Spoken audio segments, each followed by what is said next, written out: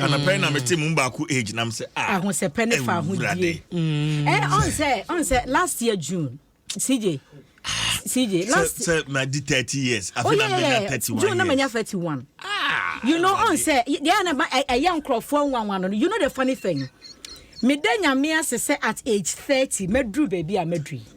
Obi beka say sister say any wo sha. To achieve all this at age 30, that is what I boast of. Kagoon. In your age, you know. What's my name?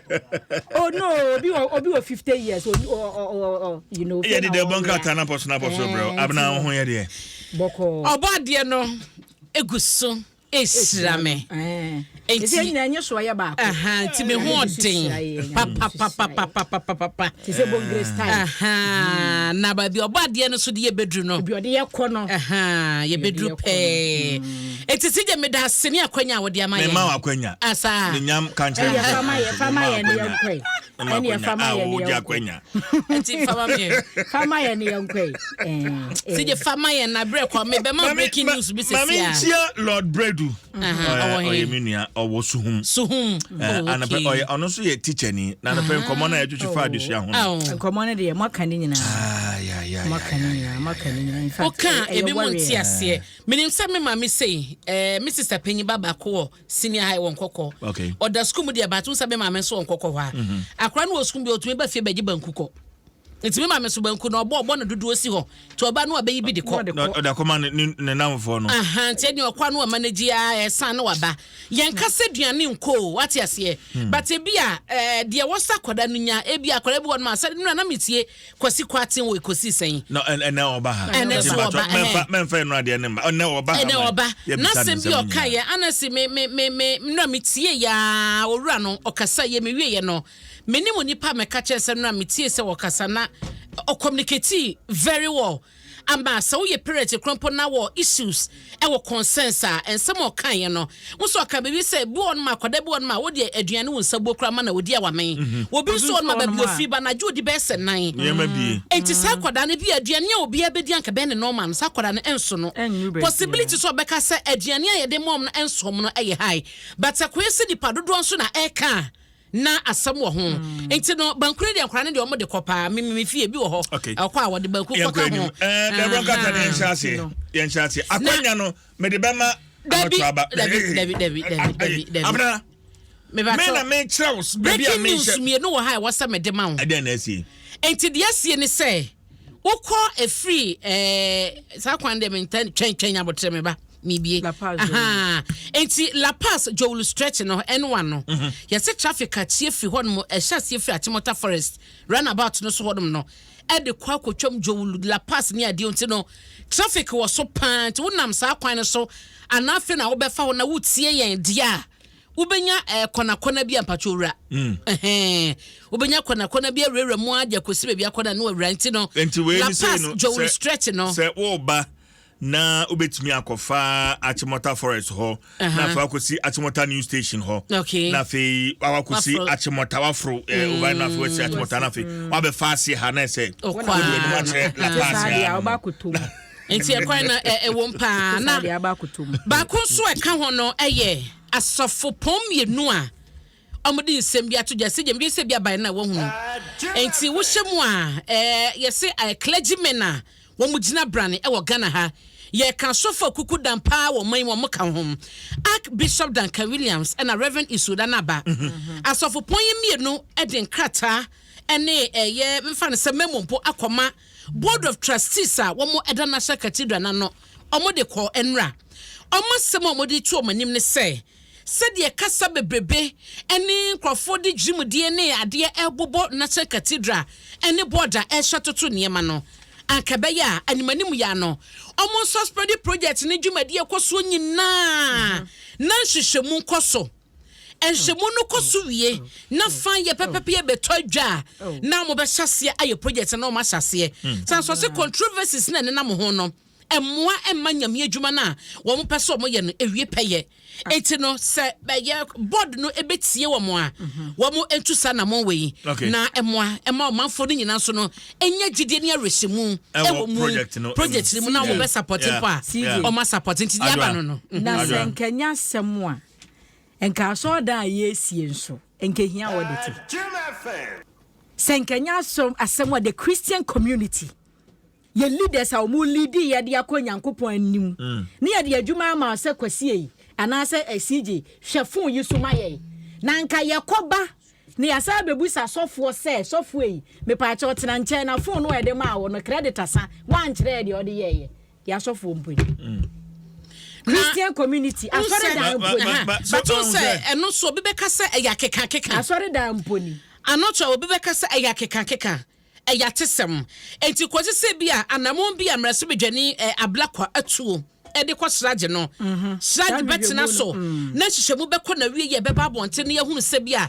ensem ne bi kra ne etetie de ne nam ne nyina no kra nim no bia papa empanyefo yinsem omode ba no se board no ede beye adwuma de a anka beboa anesi ama obi adwuma aye no fan e wo project ne ho me gidi se adwuma bia no wo ya even Nyankopon fie kra no nkontabu ahuhia ntina so asore panyi kan na so fo abodi ahuhia enti ye sidan ama awurade a ese muda ho ese muda ho enti we are all for the National Cathedral but say kwese semono as adwuma ne mu ba bi de asa ye katakata so ne ade a then it gives cause for some of us to also raise questions enti ne ekoso bia no ye ma ninda ho na afi yehunu nia etuamu okay ebre no aso yenko da ubonkrata no adwa enkrata no waba daily guide ubonkrata nam di fra said the big one is a construction firm bolts with 4.5 million Ghana cedis COVID fund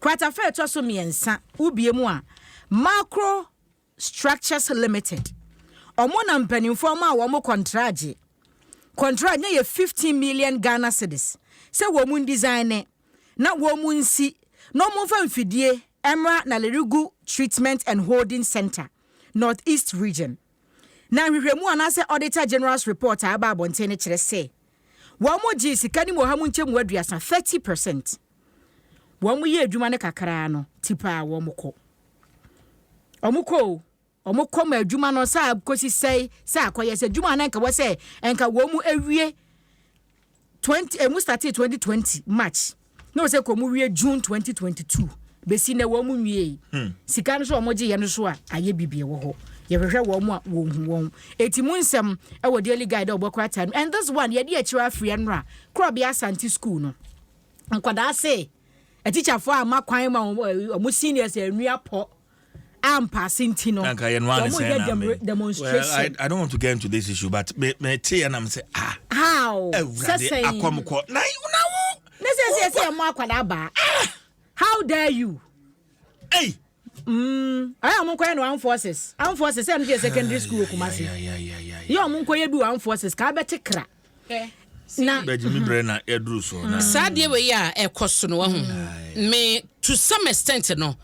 Akyerɛkyerɛfo ni bi wo ma mebɔ msobo unim de ntia efiti hono mo munim se kyerɛkyerɛ ni we de ono no wo ye ne fan a obe ala wo be ma kwan wo betumi aduapɔ na kama ebeba no wapase enye kyerɛkyerɛfo ni nyina so na ewo sa eye opepan so obetu sa na mo no ye ni makɔ university sa semester end of semester exams am atwawe no wotumi nya course reps a omo gigi sika free students ho no matwa dia ka na wo mo di list no ni sika no akoma lecture na lecture based on the list abani sika kita no and of their marks if some of these things are going on akwara no so nim say teacher anyway would is come no be your fine obe mo aduapo na kwa wie tie bia wo mo nyina afeli ani tesa cheche for amakwan amoma wiam amakwan amoma aduapo afan kwatro exams but ordinarily nya san so na wase and yes, and I make a say, akwada wusua no wa make a say. It is a sana chechefo ni bi boto honum no.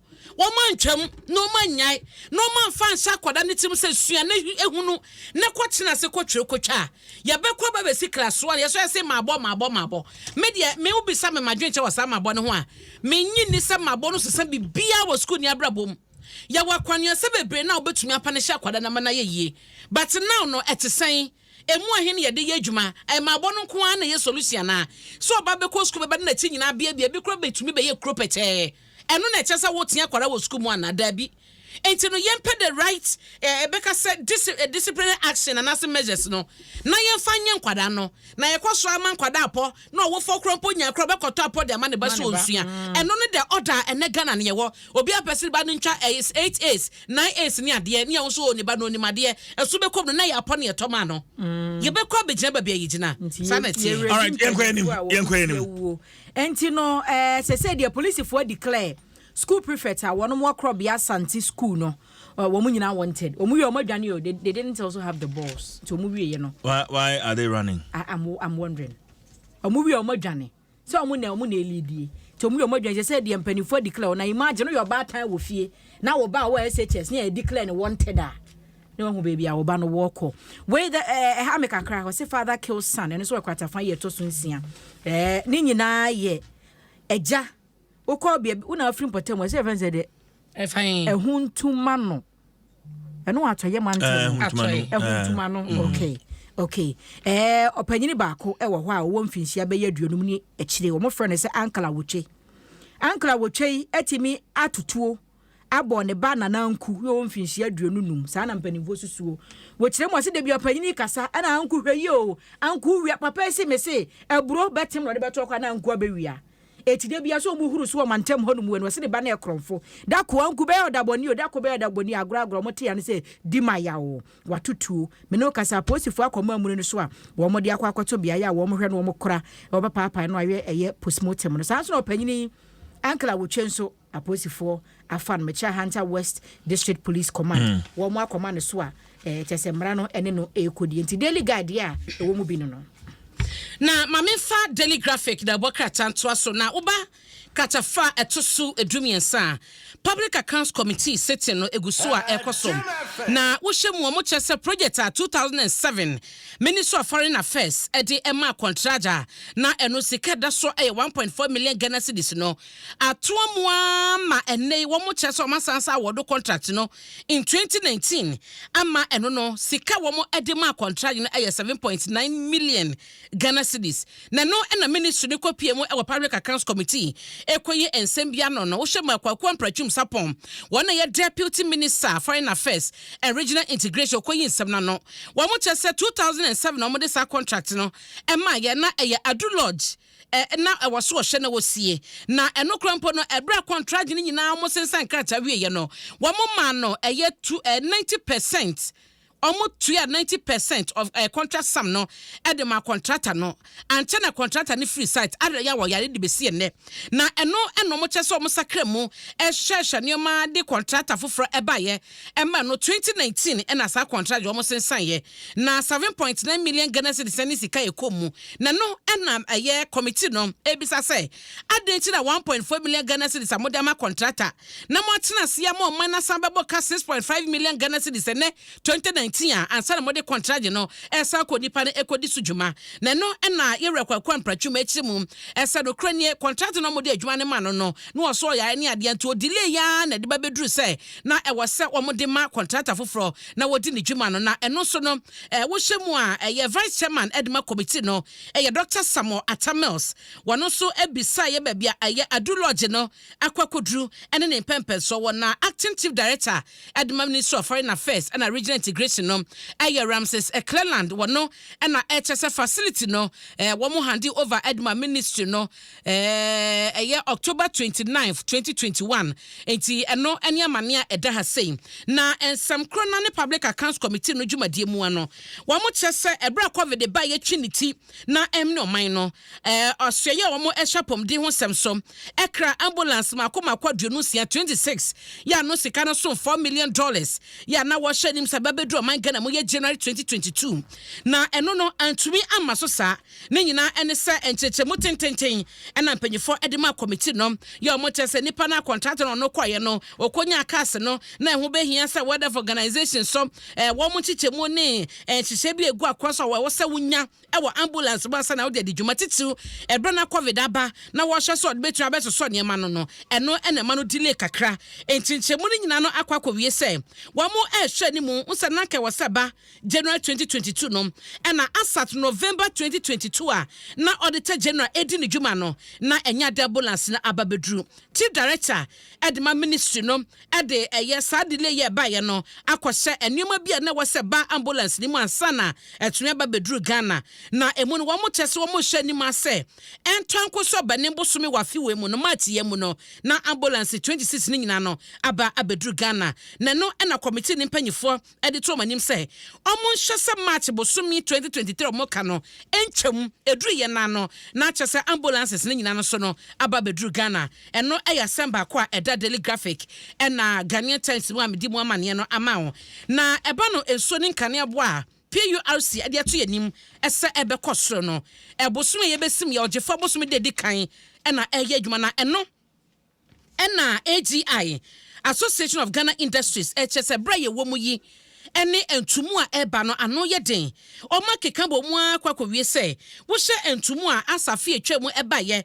ene de esan aba afi we mu a eye twamene ya ede wo ha pa na ebetu nnwuma so e wo Ghana ha na chief executive officer wo da Association of Ghana Industries ano eye se twuma kwabo a wono na den krata ba enra abo monte so enra ya wo kye mu no nti wo ma de se nyina ne senka be ya PURC wo so mu nyina na atena se agetum a wo mo hye wo didi dwase quarterly abosom miensa bia no entumu ebeba eba no ensuo ene enkane no na aboa ama wo ma wo ye adwuma ne Ghana Water Company ene ECJ nya sika na wo de ayensiese se de be ye da no ensuo beba enkane beba ne yankwa nkodudu so bremu na so se ehun behia se PURC ebenya botre na wo ma hyen sakramo kakra de ama wo sanse babia ne mekeka kono ehadwene pa eno so eho asam e wo daily graphic mu na mamemfa de twato e wo daily graphic anim ha wo mo chese asase ho manso a enya mfie makoma kwaduakru ensia 96 years no nyame adom asumdwaba ama mpanyifo ahye ne kanyina na wo hwe mafia pem ahankro aduonu nson 1927 ena asase ho manso yi hyase ena de abedu 2023 yi mu na Supreme Court ena tena so ema asa manso na eda ho yi wo made awie asante mantemu abono se no ano no ena deduako eho mienu ena na sa manso yi eda na wo mo echem say Supreme Court tena so wie no na otu antwebo osia kon wono na ye ohene wo abono wono ena court adie sasase a na wo mo echu manso besa 938 acres no asase no eye wo mo dia enti wono na otu antwebo osia kon wode ne manfo na hemfo asase wo mo dia wo fa no mo fa ne wo dwuma na eno no wo mo abo eye wo mo so na ene wo mo echu manso no wo mo abo wo mo ka enti se wo yi se deduako ye bono abono hene antwebo siako wo mo dia ma no no a na chese o hene so no ewo deduako ono so na JP anim wo mo abode ka 30,000 Ghana cedis na 40,000 Ghana cedis ye damages a wo mo eje fi no honom se wo trespassers asenye ne dia na odidi komu eno ho asem ene e wa pa e wo daily graphic wo sakanda obokrata yi bia obekenkan nti na otu antwebo siako ni foni no mo de ato asem we ho e wo daily graphic da obokrata no anim CJ yankwa ni ma yamfa no twato na fe finder ba ko pe bi na wo mu a me twato CJ wonim say over 1,022,348 COVID-19 vaccines and I say wo mayimu COVID-19 vaccines I say wo mayimu no na ye chichemu asedi etienie AstraZeneca 624,430 Pfizer 193,350 Johnson & Johnson 149,795 Moderna 54,446 Sputnik V 327 Enra COVID enra ya tamisika they are saying no regional breakdown as a mantem ni mu okwa ye ahafomantem wa 17,040 Bunapuye 35,712 Finfi mantem 6,948 Apoye Mantemu 302,283. Greater Accra Yewe 154,456. Northeast region 23,012. Northern region 120,507. Otimantem 167,096. Savannah 11,875. Volta 54,832. Western region 97,266. Western North 31,321. And Northern region 31,321. And the COVID vaccines as at na me ne wokasa. The find that obokrata dia betu dwase asay yo omanfo ankowo amana say.